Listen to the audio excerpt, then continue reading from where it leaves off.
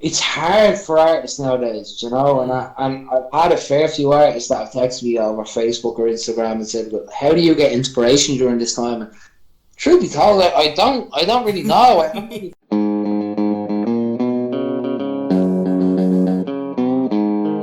Hello everybody, welcome to Keep It Zen. I'm your host Zenadean, and in today's episode I've got poet Emmet O'Brien today, who is What's up? who is the very first guest to not be a singer. Yeah, it's an honor. Yeah. I first heard of you not through your poetry, but through your interview with Emily Seven.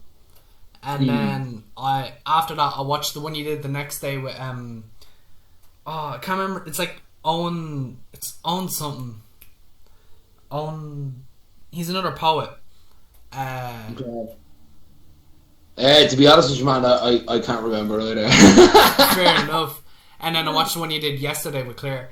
And I was really interested in your podcast that you were doing, the tricks that you were doing for the first few days of the quarantine, and I heard your latest poem that you did called "Don't Fear." Like, as soon as I knew who you were, I went to look you up on YouTube, and then I heard that, and it hit me in a certain way where I was just like it. I'm not sure if this is the case with all poetry, but it pulled certain feelings out of me. Like, everyone has these sort of feelings, but with the right kind of words, you can play with heartstrings a little bit. Yeah, definitely. I mean, poetry is a really beautiful thing, and I think it's an art that is really underestimated amongst others, like music and theatre and stuff like that. I think poetry is a very underestimated art. I feel like you said, everybody feels emotions and everybody wants to express those emotions, but only few. It takes a certain amount of people to be able to express their emotions regardless, and then on top of that, you're expressing your emotions in a more articulated way. Which is where the talent comes from. I think that a lot of people think that they can just write whatever they want and it's poetry. I would disagree with it. I think it has to have a certain amount of skill and talent involved in it. You need to articulate your words right. You need to hit the emotions that you know people will hit as well. It's a relation thing. It's a really important part of poetry. I think it's definitely an underestimated art form, 100%. Well, considering you don't consider most things similar to a poetry, would you consider spoken word a type of poetry or its own separate thing?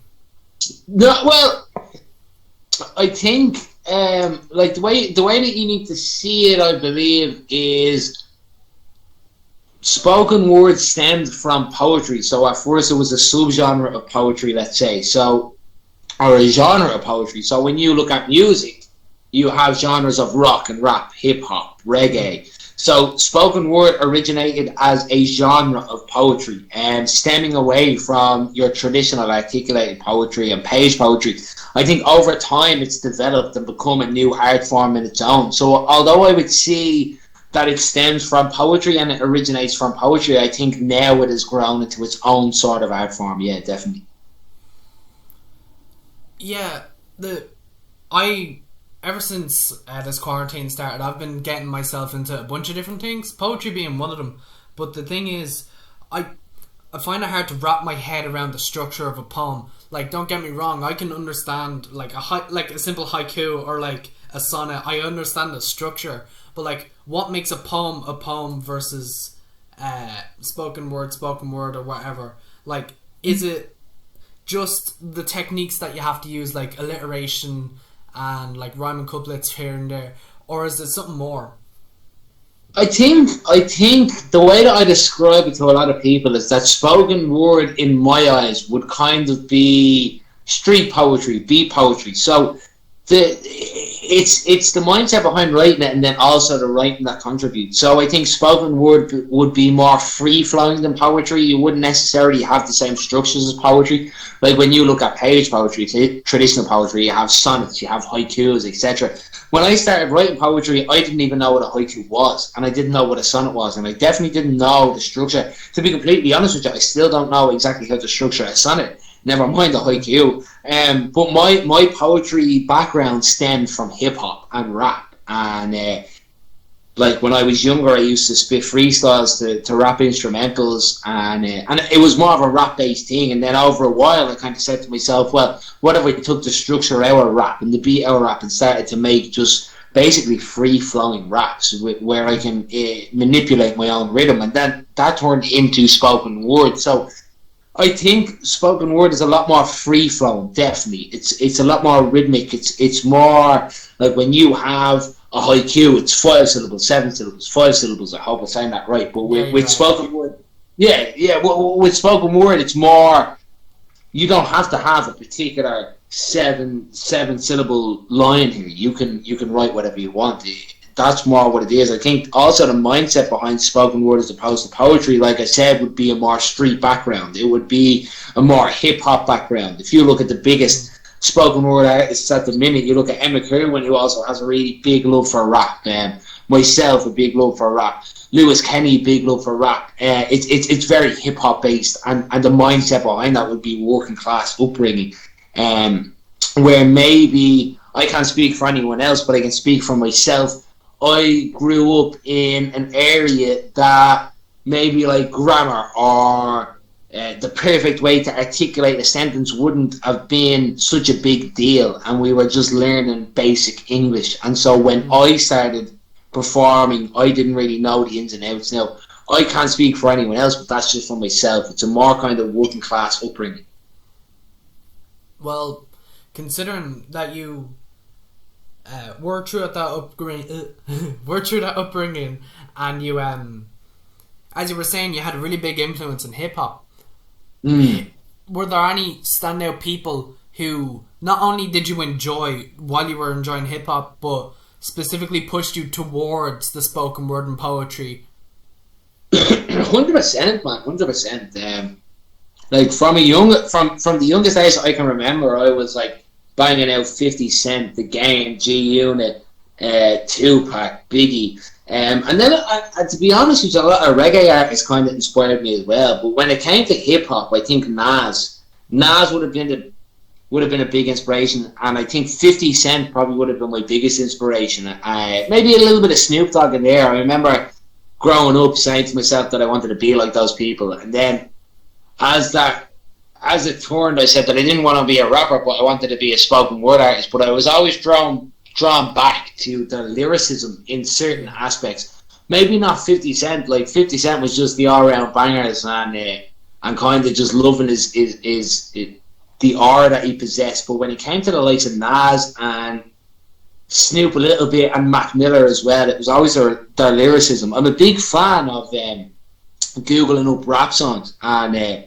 focusing on the lyrics that they've written, which provides inspiration. So like Mac Miller and Nas would have been the two biggest inspirations in terms of writing and lyricism, and then Snoop Dogg and 50 Cent probably would have been the biggest inspiration when it came to a personality, and to kind of have a no fucks given personality. You know, a lot of stuff that I've written is very controversial, and a lot of people don't really like me for the stuff that I write about. But at the end of the day, I couldn't really give less of a fuck, to be honest. And I think that came from that mentality as well, to do what you want to do and represent where you're from, and not give a fuck in the meantime. Yeah, like if you try to write something if you have to hold back your own opinions, and if you have to pretend to be someone else, you're not going to write nearly as good poetry, because poetry comes from inside, from your heart. And at least from what I've seen, it's usually like, if it's more controversial, like this is a blanket statement. This obviously isn't the case all the time, but if it's more controversial, the poet is probably more passionate about it, and it's usually like 7-8 times out of 10 a better poem. Well, I think I think that fits a bit in some cases. To be honest with you, I have always said that if a person writes about what they genuinely feel, it will be more passionate, and then because it's more passionate, people will kind of take more of a grasp into it because of the confidence in which the artist speaks. I think that a lot of times, though, in poetry, a lot of people will write poems to fit a particular political agenda, or even in the case just write poems to fit what's more popular to them and more popular to the general public, let's say, which makes them more popular. But like I can see bullshit straight through that because I can see that they're not as passionate about what they're talking about because they don't believe it. You know what I mean? It's all about what a person feels in their heart at a particular time, and not about how they manipulate the general public's viewing of a certain situation. Does that make sense? Yeah, definitely. But is that a thing that comes with confidence? Or is it a thing where you have to have backbone from the beginning? Like, when you were starting out poetry and releasing, were you doing the controversial poems that you truly believe in from the get-go? Or were you more nervous in keeping it like about general nondescript topics and like slowly gaining confidence to say what you really feel? Well, I mean, like the way that I see it, truth be told, is that an opinion that I have, like a lot of poems that I released that ended up being controversial, I never would have thought would have been controversial. Does that make, you know what I mean? Like, Yeah. It was just me speaking from the heart, and I never really, to be honest with you, I never really took into account of what other people feel because, in a sense, I don't really care. And I mean that in the most polite way, possible. Like if I write, like for example, I wrote a poem that talking about how I really hated religion, and a lot of people got onto me after I wrote that and said, "Well, I'm a big follower of religion, and I love religion, and I find what you say to be offensive." And to be honest with you, I genuinely couldn't care less because I wrote a poem because I don't agree with religion. And if someone's going to come on to me and say, well, I believe in this, so you need to respect that, then at the end of the day, you want respect from your opinion. So shouldn't I get respect from my opinion, even though those opinions differ? And I think that's the mentality behind people writing what they feel and people writing what they truly feel really passionate about. Because if you really believe something and you're really passionate about something, then why shouldn't your voice be respected? You know what I mean? Like, I'm pretty sure there's something that you would feel passionate about. Let's just say, I'm not saying that you are, but let's just say you're a big follower of Sinn Féin in a political party, and then people are saying that they're Fine Gaelers and they're right wing, and you're more leaning on the left wing. Well, if their opinion should be voiced, why shouldn't your opinion be voiced? I don't want to stay too much on politics, but it's a perfect example. You know, everybody should have an opinion that should be voiced. And I think it's really discredited in the arts today. You know, like since I've come up in the scene, there's been a lot of artists that I truly respect and truly love, and artists that are bigger than me, artists that are more popular than me, that have said to me, I love what you're doing and I love the message that you're preaching, but some of your subject topics are off. See, everybody likes to see somebody do well and somebody have a voice that's heard until their voice is disagreed with upon that person's beliefs. But that's not what art is. Art is subjective, and you must always respect. Not always accept, but always respect people's opinion. In the case of people not accepting, but obviously you just ignore people who are like, oh, I'm offended, like this isn't, you shouldn't be doing this. But if someone comes back to you with a genuine like counter, would you like humor the idea of having like a little debate with them, or would you like be like, oh, that's your opinion, this is mine, we're done here? No, not at all. I mean, like you said, it really depends on how somebody comes about how they talk about something. Does that make sense? If somebody listens to a poem that I talk about and they say, well, I have an issue with this, and if anybody says that to me, the first thing that I always say is, all right, why do you have an issue with it? And if somebody can say to me that they have an issue with a particular topic and back it up with facts and with knowledge of that topic. Of course, I'll always talk with them and sit down. I mean, at the end of the day, we all have thoughts and we all follow our own beliefs, but that doesn't mean that that belief cannot be changed. Once somebody comes to you with a factual, not with knowledge of the topic, whatever topic it may be, then of course I'll debate back and forth with them. And if they change my mind, then they change my mind. That's great. I've had poems that people have changed my mind about. Like for ages in my life, I talked about drug abuse and substance abuse because it's something that I've gone through in my life. And for the first part of my career, I always kind of put it in a glorified light, and I would always talk about, oh yeah, well, I'm going out and I'm sessioning and all these drugs that I'm taking, the effects that they have, and they're really beautiful.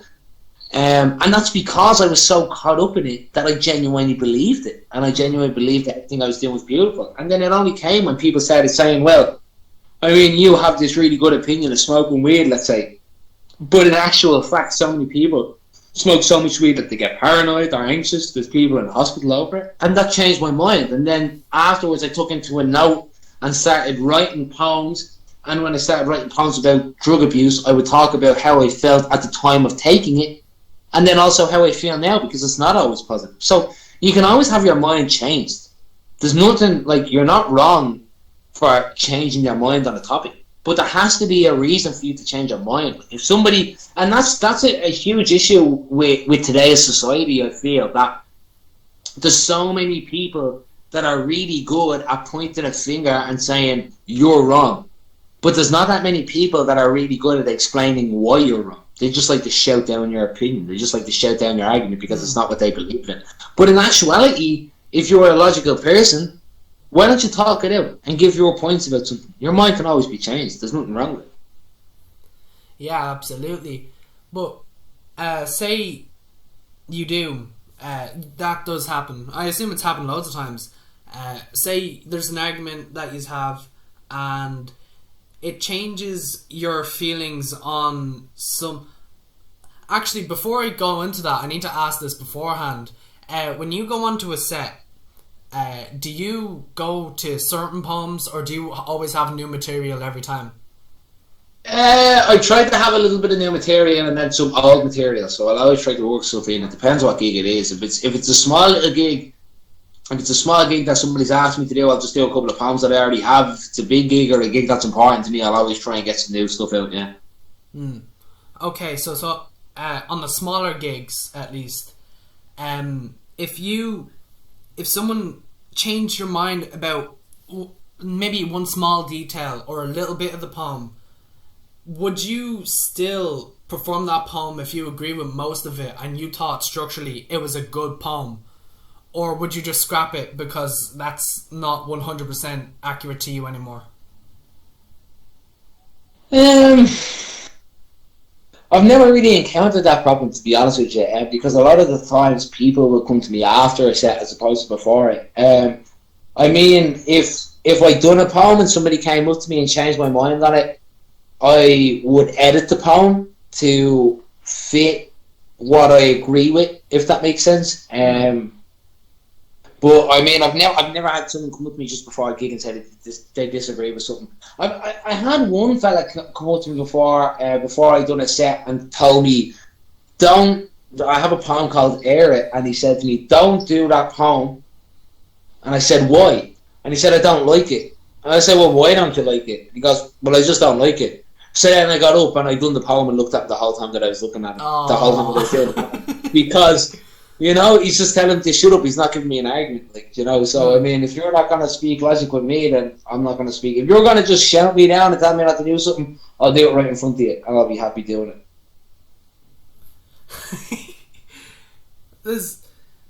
You said that was one time, but for some reason that sounds like some sort of run-in. No, it was only once. But I mean, look, the thing about it is when you write, I still don't really understand why my pieces are very controversial. I mean, there's only some pieces that are, but I don't understand why. But I mean, if someone's just gonna shut me down and tell me not to do something with no logical reason, then of course I'm gonna do it. You know, because You're just trying to shut me up. You're just trying to make me quiet, and that's not going to happen. Yeah. So, like, do you get... Ever since this has started, this whole quarantine thing, I bring it up every podcast because I like hearing other people's how they adapted to it. Obviously, you've done a few things. You've done the podcast on your Instagram Live. I'll be getting that in a few minutes because I'm really interested in that. You've been doing some tricks daily to keep yourself and everyone else entertained. How much extra material have you written because of this? Writing material has been, I really haven't written that much. Haven't written that much poetry. I've been working a lot on a play that I've been doing, so I've been kind of into that a lot. But in terms of poetry, not much. I mean, it's hard for artists nowadays, you know. And I've had a fair few artists that have texted me over Facebook or Instagram and said, "Well, how do you get inspiration during this time?" And truth be told, I don't really know. I haven't really gotten that much inspiration. I've tried to, like today, for example, I had a walk on a really nice walk into Phoenix Park, to try and get a bit of inspiration. I mean, little things are coming here and there, but not that much. It really depends on how you write. You know, like the way that I write is like I try to figure out the mentality behind the subject topic that I'm writing about, and so for me to do that, I kind of go on a nice little walk, kind of clear the head, have a smoke, sit down, and like kind of really think about what I'm going to talk about. It's hard to do it lately, and that's why there's been so many different things. I started doing podcasts, started doing like before I done poetry, I was doing circus performance, so I started getting into that a little bit. It's just to stay creative, you know, keep the brain going and keep the body going, and then something will come soon. But I'm pretty sure people work in different ways, and I'm pretty sure a lot of people are writing a lot of stuff at this time. Like writing my play at the minute, I'm getting inspiration just from like old times, and I'm writing a play that it's about the canal, so it's about a lot of two lads that drink in the canal and they're good mates. But I mean, from the age of fucking 15 to 19 I was doing that, so I'm kind of looking back on some of my favourite times there and reminiscent, and then writing from that, you know. So that's how I do it. Well, one thing's for sure, you've capitalised somewhat very well, and I feel like obviously it's not universal, but the most successful thing for like getting your creative juices running is stuff like this, stuff like podcasts, conversations, just having in like specifically with this one, and I know your one too, they can go on for a while, but like I've noticed some interviews last like 10-15 minutes, like whatever, it's like basic questions, but with the deep focused questions that like it drives in there, like it gets both people thinking, and you get you come up with answers that you wouldn't think you would, if that makes sense. And while you're doing that, your brain is working, so other creative juices are like coming in. And from what I found for a few people, that really helps when it comes to not even just writing material, but just coming up with ideas to do something. Because adversity breeds creativity, and I feel like we're kind of smack dab in that prime example. And from what I've seen, obviously I don't know because I'm new to all this. Like I've only been doing this podcast a month, and I've only been having like proper guests on for like 2-3 weeks. But like there's so much more creativity going on now than there would be otherwise.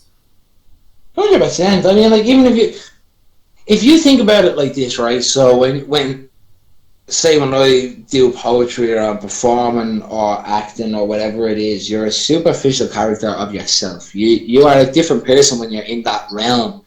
It's one of the most exciting things about performing, that you get to be on stage and you get to be not necessarily a different personality, but a more exaggerated personality than what you would be normally. So even by talking to you or talking to anybody on a podcast, whether it's me or anybody else, any artist is talking to you as an artist. They're not talking to you as a person. Does that make sense? Yeah, definitely.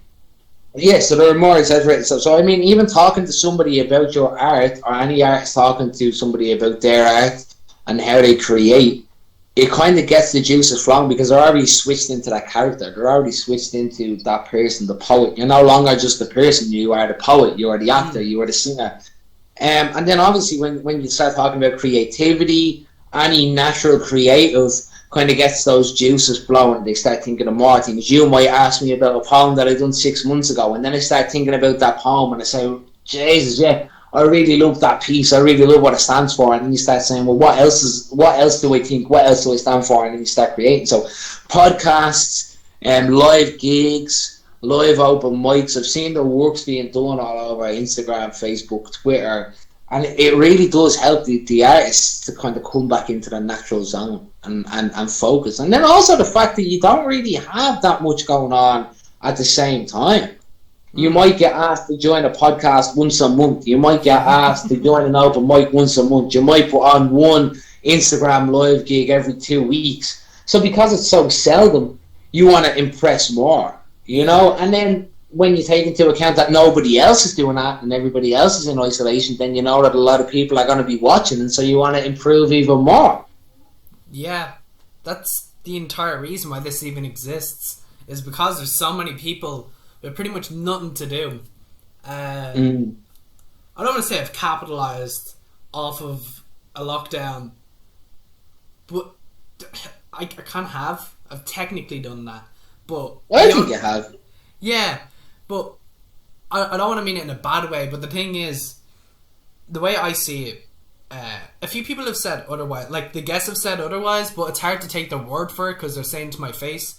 I know you're straight up, so you'll probably tell me the truth regardless, but if all of this wasn't going on and there was more live shows and open mics and all that,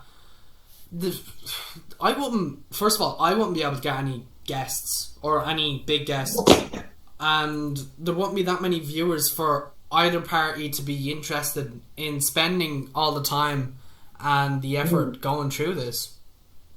I'd agree with you on that. I mean, at the end of the day, you're always gonna, from the minute you start, you're always gonna have a hardcore fan base in the sense of you're always gonna have the same people that show up to the same gigs that love your work, and they follow you around. I've been really lucky to have that. I've had few fans that have just, no matter where I'm performing, they're there. You know, I remember I done a gig in Dublin, and I had 3 women from Limerick that came from Limerick up to Dublin just to see the gig, and they were leaving then that night. And I had another person who bought a ticket to Knockenstocking because they said that they didn't want to miss the gig. So you're always going to have hardcore fans that will do whatever it takes to come and see you. But I mean, if it wasn't for this lockdown, more people would be out, more people would be working, more people would be doing their daily routine. So definitely, yeah, you wouldn't have the blow-in fans. You wouldn't have the new fans. Not every fan is a blow-in fan, but a lot of fans are new fans that wouldn't have seen you if it wasn't for this lockdown, and then they become hardcore fans. So I wouldn't necessarily see it as a negative thing, but I would definitely see it as it is. Yeah, 100%. People, you wouldn't be having as many people looking at your stuff because there wouldn't be that much of an opportunity in people's eyes. Yeah, absolutely. And noticing since I started the podcast day 2 into the lockdown, I wasn't sure when you started your podcast, but it's called the Locked In Podcast, so I assume it's something to do with this. Yeah. How's that been going? It's been going really good. I mean, like, I started it maybe a week after we were all locked in. I was staying in my house maybe a week to 2 weeks before all the restrictions were put in place because, well, first of all, I wasn't feeling well for a while, so I thought that I was just being cautious, and then afterwards I remember saying I got such a fright from it that I said I wouldn't really go out because I live with my parents and I don't really want them getting sick. So I started maybe a week after the official restrictions were put in place. And I mean, it's been going really well, especially for what I aimed it to be. Like, I never necessarily aim for it to be a podcast or a big thing. I just kind of expected it to be me on an Instagram live talking shit to other artists about how they perform and how they do their thing. And it's gone really well. I mean, we had Darren Conway on the other week. We've had rappers like Nilo that have talked to me, poets like Colin Keegan that have talked to me, like a lot of people, and it's just kind of stemmed from nothing. It's just stemmed from me saying to myself, right, I'm bored, what am I going to do? And then kind of shooting off from there, you know? Yeah. How do you gather guests? Do you approach them, or has it gotten to a point where people approach you? And how often would there be interaction between you and your guest before you go on? Yeah, it's a mix. It's a big mix. Some people have asked to come on. Other people have, like, I asked Colin Keegan to come on and he came on. Emily Seven texted me and asked me could they come on. So that's like two different ways of connection. Like when it came to the likes of Darren Conway, there was a mutual friend that got us in contact with each other. So it's definitely a mix of both. You know, it's a mix between people wanting to talk to me and then me wanting to talk to people. But like either way, it's worked out really good, really perfect. Yeah, usually when I see podcasts or when I hear podcasts, I know you're a pod, that's your main thing, but like just for a little bit I want to focus on this. When it comes to podcasts, everyone has a specific goal, just what they want. Like I have two main goals for this one. One, I want to learn more, mostly about people. Like I'm just so interested in like how people act and what they're interested in and why they're interested in it. And another which isn't as important now because I can't do it right now. Basically, I want to have a big enough audience for my guests to come in and jump off of. Like, every single guest I've had so far, none of my core viewers have ever heard of them, ever. So there'll always be a good few who are like, oh, I really like their content, or I really like his poems, or their songs, or whatever. And like, I want to get that in to the point where I don't have to feel like I'm asking up, like, hey, would you really come on my podcast? Because one, I really wanted you to come on because from your podcast, you seem like you are a genuinely interesting bloke with a lot to say, and I thought that would be great for this. But I was also thinking in my head like, oh, yeah, it's like 10 times my audience. I don't know if I should or not. Yeah. I wouldn't necessarily focus on that. I mean, like at the end of the day, man, we all have to start somewhere. You know, it wasn't like I just started doing poetry one day and had fucking 100 people at a gig. Like when I started doing poetry, I was doing poetry in front of 10 people, and all I wanted was to get to 20 people, and then I started getting to 20 people, and all I wanted was 50 people. But the only reason that there's more viewers on some of my stuff than maybe your stuff is you need to remember that I've been doing this for 3 years. You've been doing it since the start of lockdown. So yeah, there's a lot more people that would know me just from seeing my head around the place than you. So I mean, if you were to do this consistently in 3 years' time, you probably would have more viewers than I would. If not the bare minimum the same. I think any person, like, I understand where you're coming from. Sometimes you're nervous asking people. It's a natural thing. I get nervous asking people sometimes too. But if somebody thinks they're better than to help another person out in anything that they're doing, then their ego is way too high. You know, no matter what, you're a creative and I'm a creative, so let's collab. Let's do whatever we're going to do. I mean, the reason why we are afraid to ask people is because of our own egos and then also from other people's egos. Ego isn't necessarily a bad thing. Like, you can have too much of an ego, which is a bad thing. You can have too little of an ego, which is a bad thing. You have to kind of meet the middle. But I feel like when we get nervous asking people, it's because our ego at that time is very low. And also, I'm pretty sure you've had it as well as I've had it. You've met people that are bigger than you, and they end up being an asshole. And so from that moment, you're saying to yourself, well, I'm kind of apprehensive now about asking other people because I met somebody who I really admired and they're just a dickhead. You know, like, there's no difference between you and I in terms of being creatives. You know, I do my stuff on a Wednesday night on Instagram and you do your podcast and release them. And there's no difference in terms of who we are. So there's no reason why I shouldn't collab with you or why you shouldn't collab with me. That's completely ego. That's all it is ego. That's after actually, like, really... that's really after helping. Cheers. How... Oh, fuck. You're feeling inspired now, man. yeah. But now I don't know where to jump off of. Okay, so... Could... You were doing circus tricks for, like, what was it, 10 days so far on Instagram, and then you stopped for a little bit. Were you, like, training for the circus, or was it purely for your own entertainment, or what was sort of that? Yeah, well, like, I mean, now it's just for the crack, but when I was younger, it was, like, circus performing was kind of the outlet for me. It was my introduction to performance art, and making money over art. Like, when I left school, like, I finished school at 16 and got really terrible points in my leaving cert, so I couldn't really go to any colleges. And then, because I couldn't go to college, I just out of haste done a PLC, because I kind of just didn't want to be a disappointment to my family, so I done it out of that reason. Halfway through, I realised that I hated it and left it.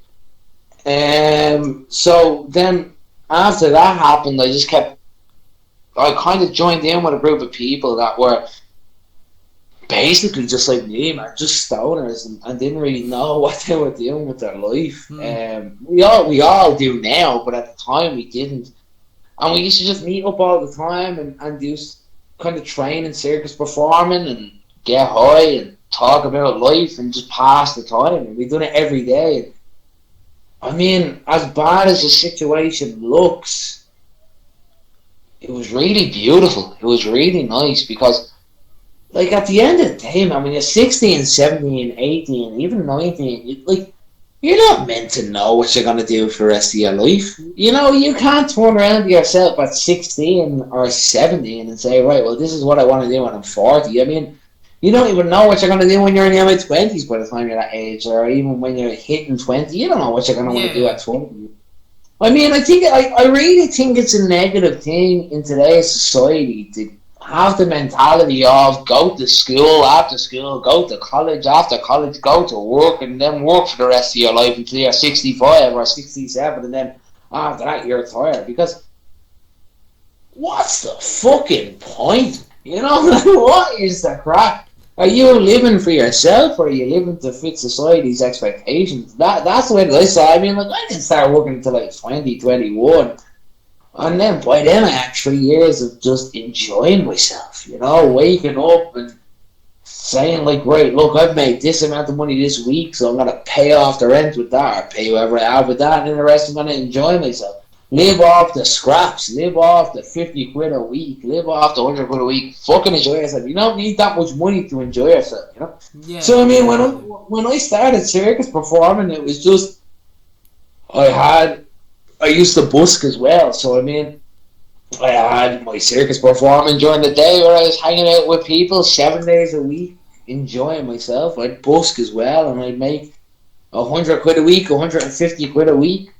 I'd buy a bag of weed every week or twice a week, and I'd go and enjoy myself and just chill out. And then, you know, I mean, I grew to love circus performing for many reasons, for the excitement of it, the thrill, the danger, but then also from the connection that you make, the friendships that you make. It was the first time that I ever joined a certain group of people that had similar interests and bonded, and it was a really beautiful thing, you know. So now more so nowadays, I'm kind of just doing it for the crack, for the love of it. I mean, I don't post a lot of stuff about it, but I really do enjoy circus performing. I really enjoy juggling. I mean, even if I'm sitting in the gaff and I have 3 apples in my hand, I'll start trying to do tricks with it just for the crack, you know. I mean, it's really fun. It's really interesting, and anybody can do it. You know. Yeah. So even when I'm not sure how long you were doing the circus act for, but so when you finished, were you still busking? And like, how? I'm guessing the progression was going from busking to open mics to actual shows. Obviously, I might not be right there because I'm oblivious to it or whatever. But like, that's what I see as the ladder. Yeah, but I never busked. I never busked doing poetry. I used to busk drumming, and I used to busk singing, and then I used to do a bit of busking in down on Cowes Lanes, performing with a hat out in front of me doing circus tricks. Training. It was just training by myself. Most of the people that I hung around with didn't really get into the park until about 1 or 2 in the day. And I'd be up and out of the house at 10, half 10. So I used to go out to Cowes Lane for an hour and just like start training and get money into that. So it was never about poetry. The first time that I ever performed a poem was at an open mic. Yeah. Yeah, that's honestly very fair, but there is no but. So, what was your first open mic night like? I remember. To be honest with you, I don't even know what made me go to it. I remember the first open mic that I ever performed at. The first open mic that I ever went to was called the Circle Section, which was in the International downstairs. I think I might still be going, but it's owned by different people now, and I never really. Yeah, I fucked them. But nah, I'm only buzzing. I loved them, but I like when you start doing proper gigs, you stop doing open mics. You know, that's just the way it is. Everyone in the circle sessions now that happened. When I remember the first time that I ever went down, yeah, it was really interesting. All I can really remember was standing at the back of the room near the door. I put my name in and got a pint. Or actually, I didn't get a pint. I got a glass of water because I was only 17 at the time. And I just remember sitting there. I remember sitting down, or standing there, feeling anxious, sitting down, waiting for my name to be called out, not knowing when it was going to be called out. Every time that the presenter was kind of naming somebody, I prepared myself to get up, and then eventually someone called the host David called me, and I hopped up, and as soon as I got up on the stage, a part of me just switched off and another part switched on. It felt like I was in a subconscious state of mind and just flowing, really free flowing. And it was majestic. I mean, it was really beautiful. Do you still get that feeling today?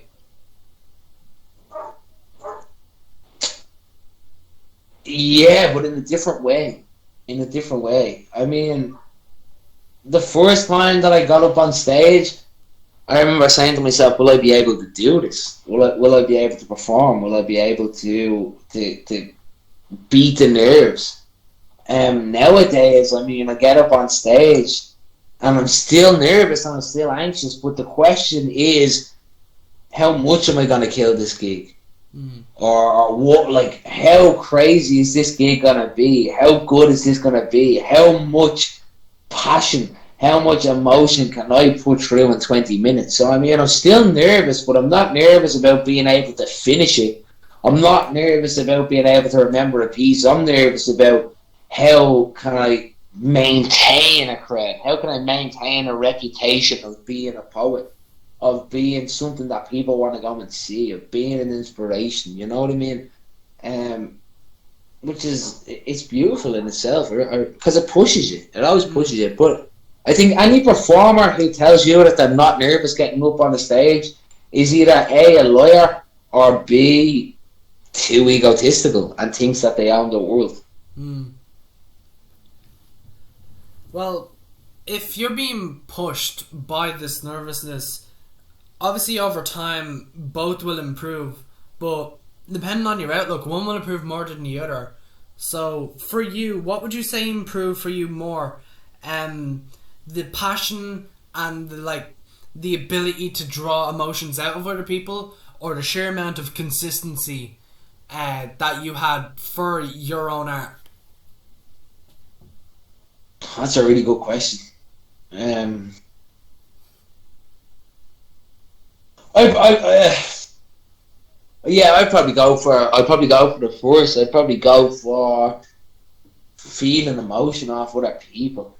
That's what keeps you pushing. That's what keeps you going. That's what keeps you performing. You know. I always say it, like, no matter what's going on in life, no matter where I am, if I was still doing a gig in front of 10 people, if I never made it big, if I was shy in the eyes of the listener, I would still write, because writing is a passion of mine and it's something that I always love to do. I mean, like, even when I'm not writing poetry, I'm still writing how I feel.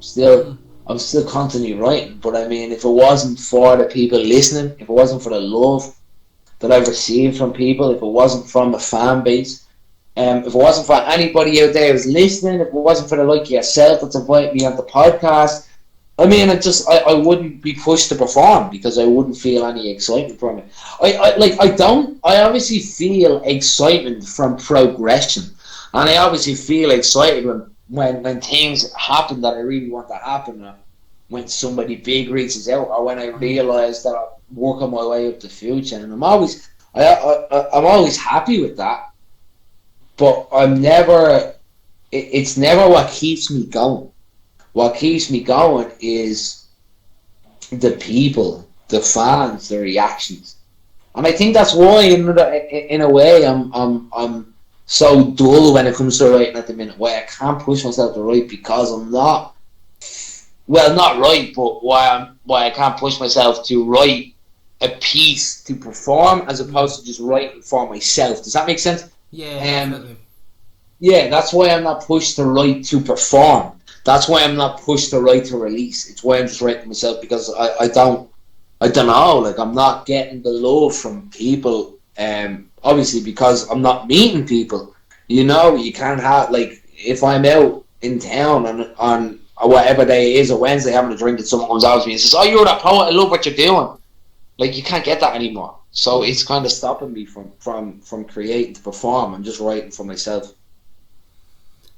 Well, obviously the feedback from the audience on a grand scale is clearly the main motivator for you. But would you say that also translates extremely well in, like, a case by case, as in, depending on how invested the audience is? Say one of your best nights, you've say a 30-minute set or whatever, and every single person in that room is so into it. Like, say you're the last on the night, would you be like putting in extra than you normally would, or would you be putting in like 100% every time, or would you be like... No, of course, it's a natural thing. If I'm on a stage and there's people there that want to see me, and the crowd is electric and they're buzzing, I'm going to give them the best show of their life, because I'm vibing off them and they're vibing off me, and we're buzzing off each other, and it pushes one another. So the better performance that I give, the more impressed they're going to be, and the more excited they're going to be, the more passionate they're going to be, and then as soon as they're more passionate about it, I feel it off the crowd and I'm going for it. So of course, yeah, I've done gigs where I feel really awkward because I'm looking and people aren't really feeling what I'm putting out. You know, so then, not that I would say to myself, I'm going to give less.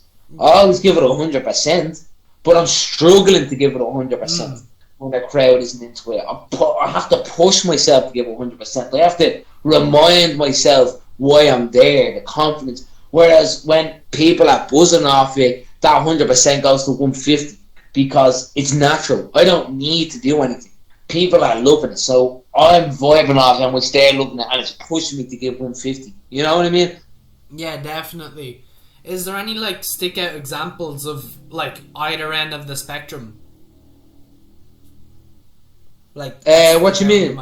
Like, has there any been, like, have you ever been in those situations where, like, your best audience and, like, you remember that night because of how good the buzz was of the audience and how were you yourself? or Oh yeah, of course, man.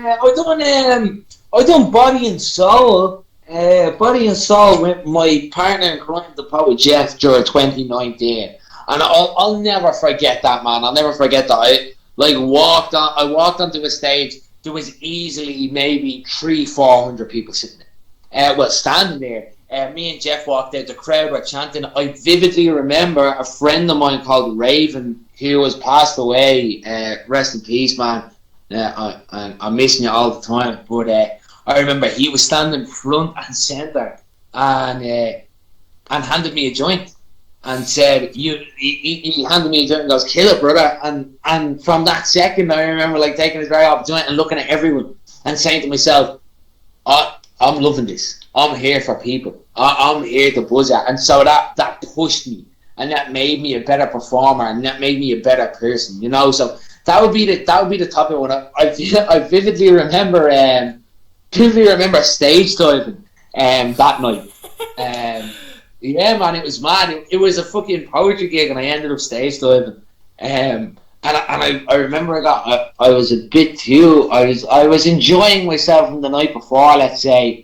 And I was still enjoying myself a little bit. I hadn't really come down, and I remember there was guards standing at the end of the crowd, and I remember screaming out, "Who's the sexy guard?" And like just doing mad shit, man. shit that I would never really do during the gig, but the crowd pushed me, and the crowd made me be better. So I just enjoyed myself a little bit more. Is there any other? Is there any examples of the opposite happening, like that stick out in your mind?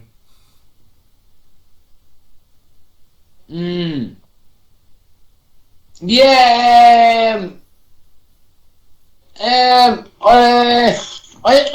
I've never really. I mean, I've never really faced a negative crowd. I've only really faced negative people. I remember there was one gig that I was doing. I felt really uncomfortable during it, but I don't think I felt really uncomfortable because of the people that were there. I just think that I felt uncomfortable because I wasn't confident in myself. I was going through a really bad time. But I mean, the rest of it is just it's afterwards. It's one person coming up to me and saying something to me that kind of knocks my confidence a bit. You know what I mean?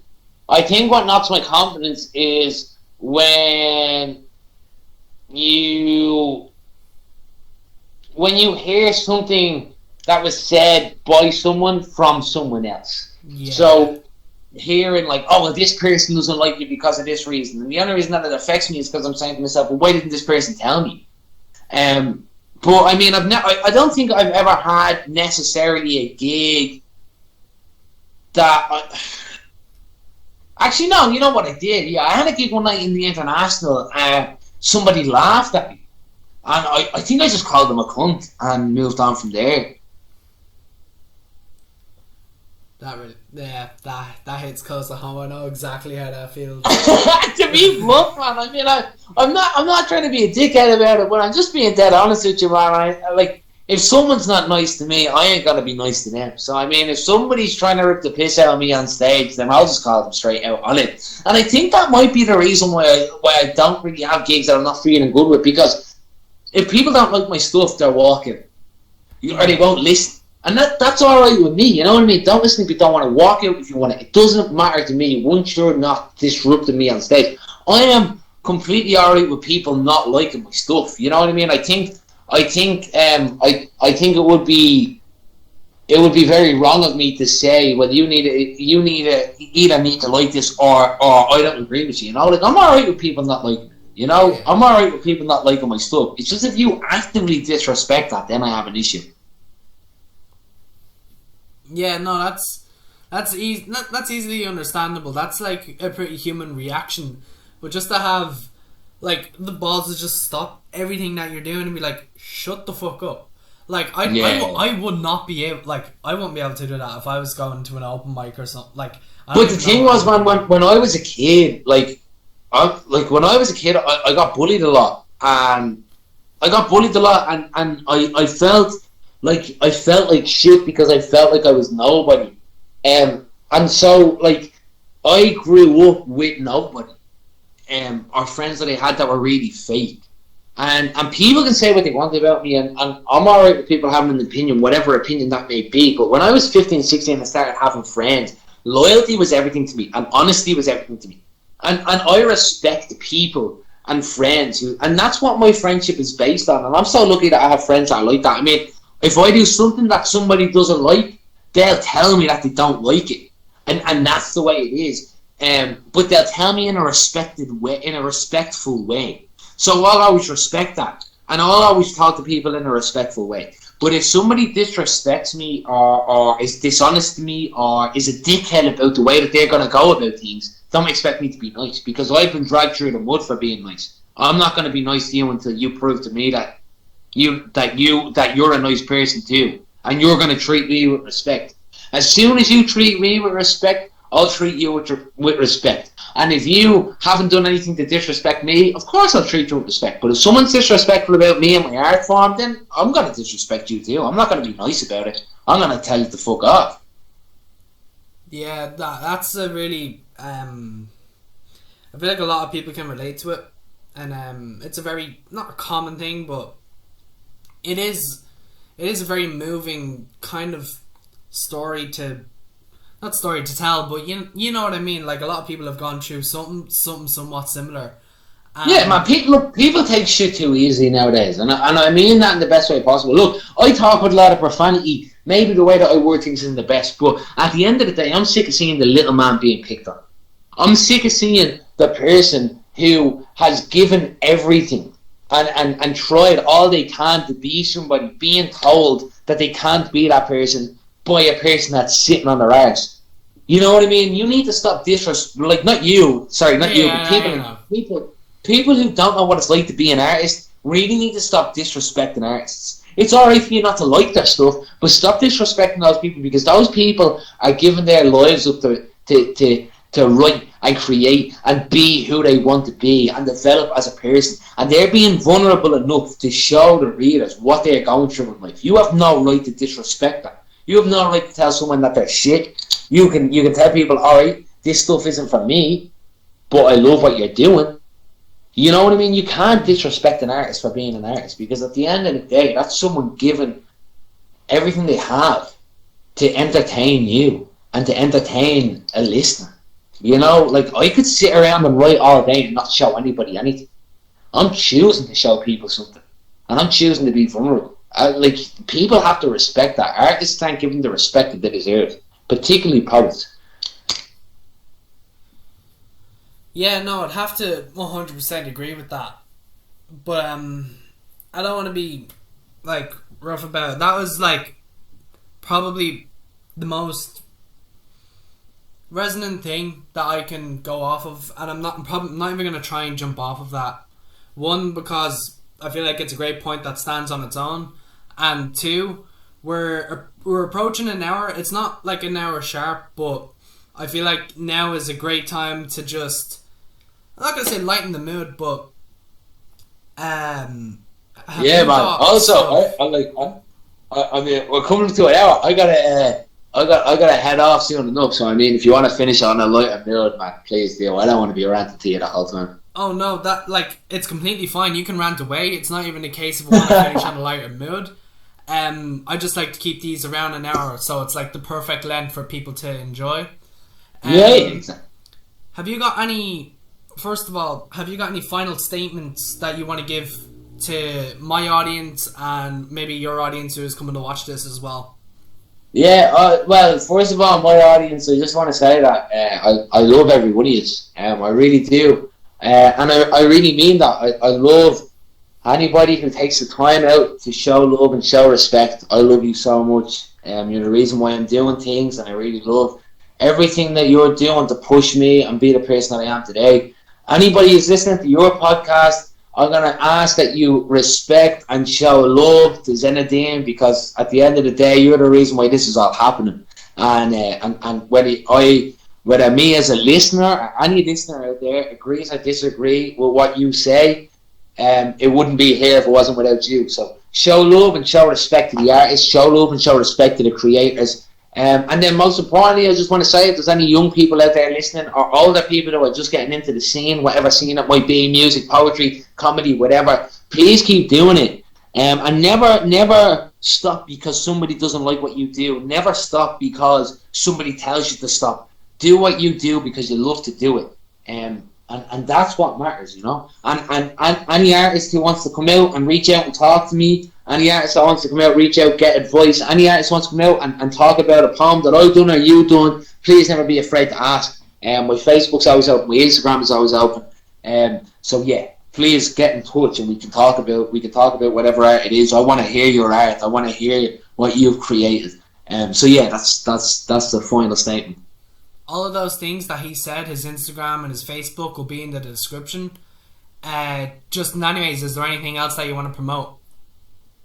Fuck all, man. That's about it. I want to. If any of you want to buy one of my books, I have 3 books out, the trilogy. If any of you want to buy anything, let me know. DM me on Instagram, Emmet O'Brien Poetry, or Facebook, Emmet O'Brien Poetry, and we'll sort it. Cool. Thanks a ton for coming on, man. I really appreciate it. No bother, man. Thank you so much for allowing me to be on it, and thanks for creating and keeping the positivity flowing. I really appreciate it, man. You're doing great things for culture. It's no problem, man. Like, it benefits everyone because a lot of my viewers are like, yeah, could you get like someone else, like a type of different artist? And like, I got you. I know exactly who. Anyways, this has been the Keep It Zen podcast. I was your host, Zenadean. This has been the Keep It Zen podcast. I was your host, Zenadean. That is Emmet O'Brien. Don't forget to keep it zen.